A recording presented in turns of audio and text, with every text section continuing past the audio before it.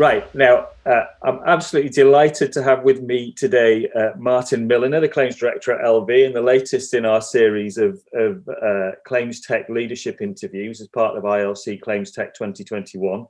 Now, Martin's had a long and illustrious career in insurance claims at RBS Insurance, Churchill and LV. And also, he's long been a supporter of ILC. I think my first contact or view of your ILC, Martin, was when John O'Rourke was being interviewed about claims issues on stage, and he got a little bit of a tricky question, and wonderfully he said, "Can I phone a friend?" Picked up his phone and dialed a number, and you were the friend at the end of the phone. Now, for John O'Rourke, who obviously one of the most eminent figures in the insurance industry for the last 20 years, to have you as your phone a friend, that was quite flattering. And I seem to remember you came up with the goods with the answer as well. So welcome, Martin, and great to have you back with us. Thanks very much, Stuart. And yeah, that was another fine mess John got me into there in a crowd full of body shop owners. That's Yeah. giving the hospital pass was something I No, never. You're a fabulous double act. So straight into things. I mean, obviously we're all obsessed with COVID, rightly so. We're all trying to keep each other safe but also protect our businesses going forward. Can you give us a sense of how LV have been coping with COVID, and maybe how you're learning from the technology that you're using in terms of how you might develop solutions beyond COVID and beyond the resolution of the problems that we've got at the moment? Yeah, so I think, Stuart, COVID has really sort of been a fault line in what we had planned in our roadmap for change and how we were going to sort of transform our customer journeys in particular. The expectations and needs of our customers absolutely have changed over the last 12 months. And as a consequence, things such as the speed of payments, how we get payments not just to customers but also to suppliers quicker, taking away some of the frictional checks and balances but that perhaps get in the way sometimes of doing that, making it clear to our customers the process that we're going to use and how safe it is and how they are sort of factored into their needs and wants into that process, more sort of as a tailored personal understanding of what that matters to them, and really listening to that, perhaps a lot more than perhaps we may have done in the past, where perhaps the process drove the outcome. We're allowing our claims handlers perhaps to listen to our customers more, find out what's matter, and then make the process fit around the customer, which I think is the right way to do it if you want a truly customer-centric outcome. Yeah, no, that's good to hear, and I think that's a consistent theme as well. But you guys have always been really well known for your customer centricity. It's been right at the heart of the LV proposition. What initiatives are you most proud of that have changed claims outcomes for LV customers?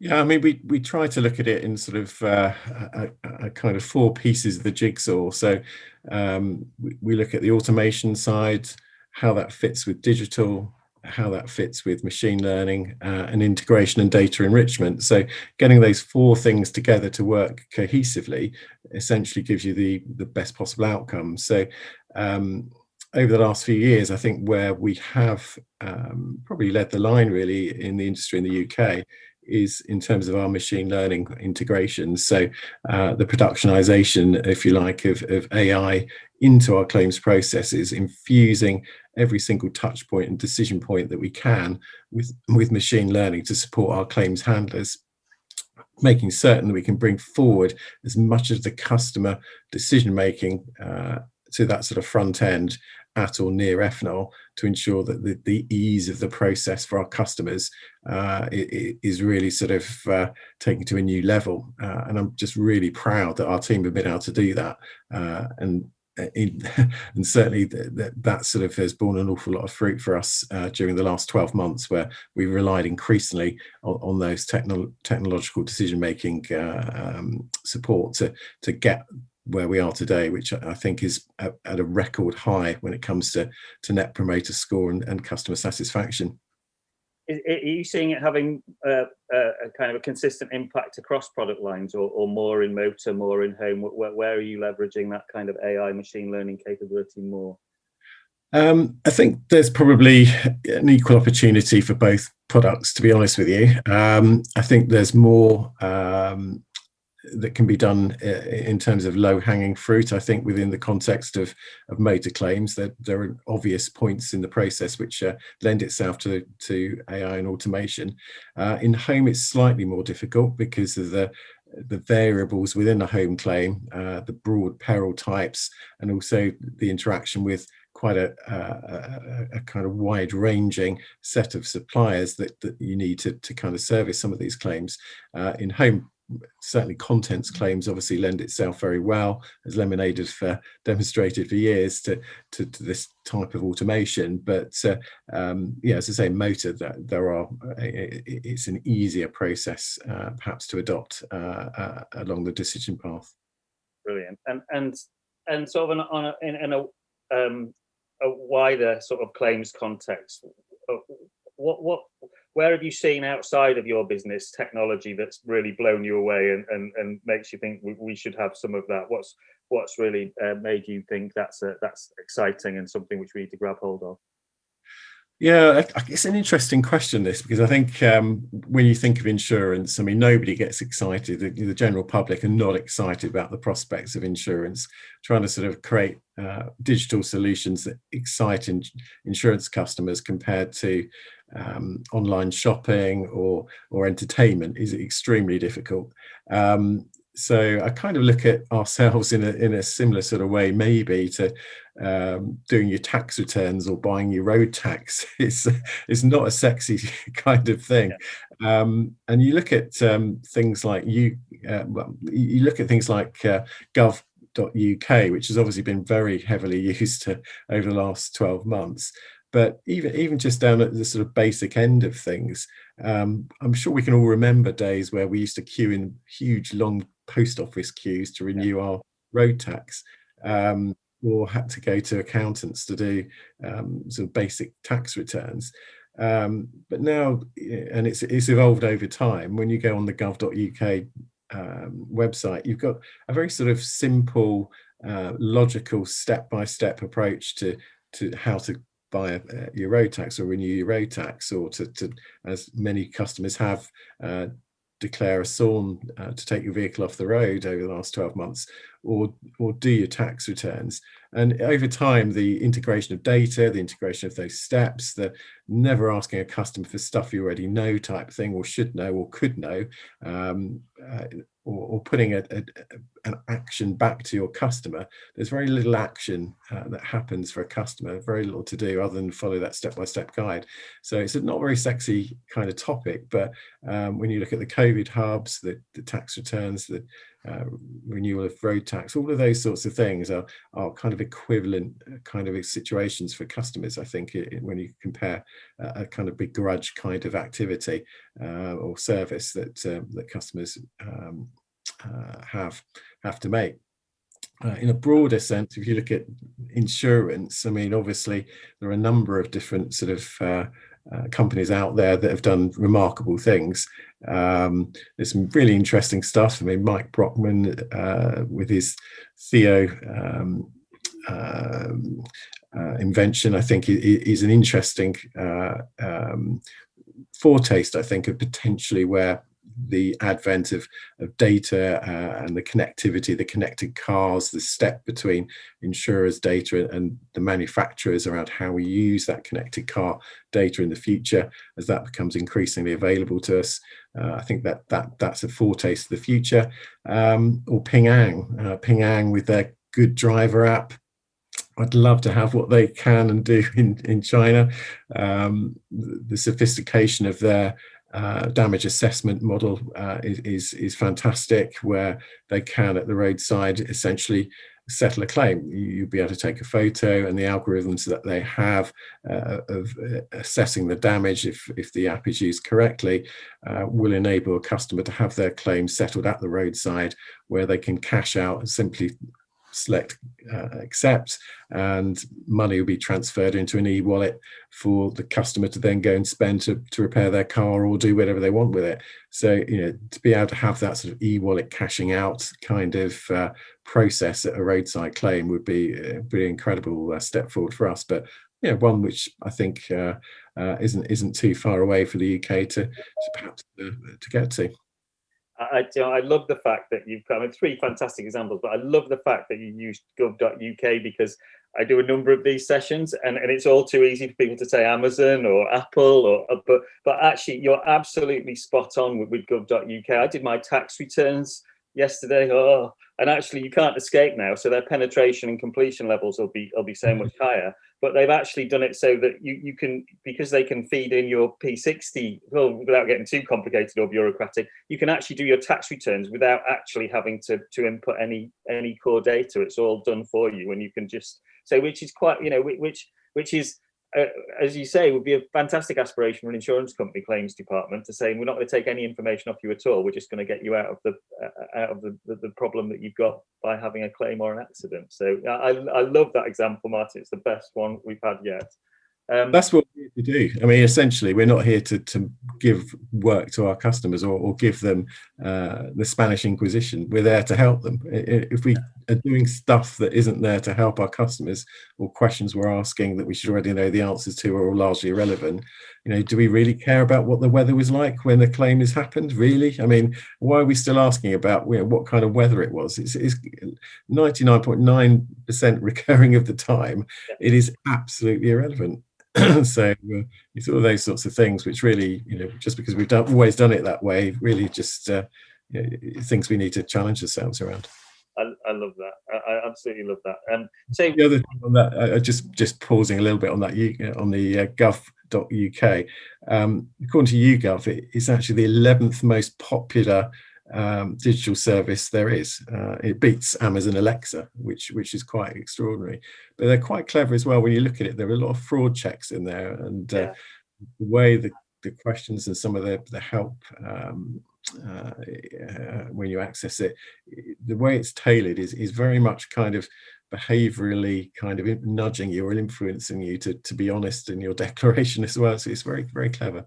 Yeah, I know that, and it's really interesting that's a sector that we're looking to learn from, because that's never been the case before. The private sector, the public sector influence in the private sector, they've always been a long time, like, hasn't there? You've talked a lot about artificial intelligence and machine learning.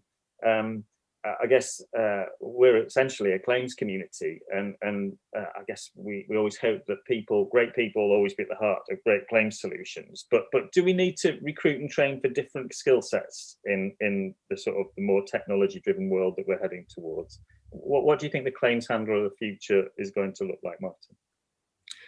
I think we do. I mean, there's 2 or 3 sort of layers to that, I think, within the context of a claims function. Things like artificial intelligence or robotics or machine learning models, essentially all of those things are doing some of the tasks or helping support decision making or taking action. But you have to sort of therefore think about that sort of thing that's doing that for you, that model or that bot, as a team member. So you need somebody that's actually going to be managing that as a person, as a member of your team, or as a member of your department. So you have to have people within our function that are going to look after that person or that bot or that model as you would any other member of your team. So understanding when they get things wrong and how you can sort of evolve their knowledge and understanding when things in the market change or the dynamics change, and re-educating them and training them to do the job in a slightly different way, or understanding where you can improve what they do, how you can improve that model, how you can improve that journey for a customer. So curating that or managing or leading that is a skill in itself, and that's got to be embedded in the claims function. I've seen it in other areas where those are done outside of it. They're treated like a piece of IT software or an application, And in my experience, that's the wrong place for those things to be held as a piece of work. It's got to be led and managed within the business. That has got to change, I think, for some companies. You've got to own that within the function. So giving people the skills and claims to do that is a really important aspect of retraining our and reskilling our workforce. And then secondly, I think it's about that, what part of the process is owned by a human, what part of it is owned by a machine, and that sort of wedded kind of understanding. It's like a kind of promise that you can be making both ways. What's my way of working, what's their way of working, and how can we work together?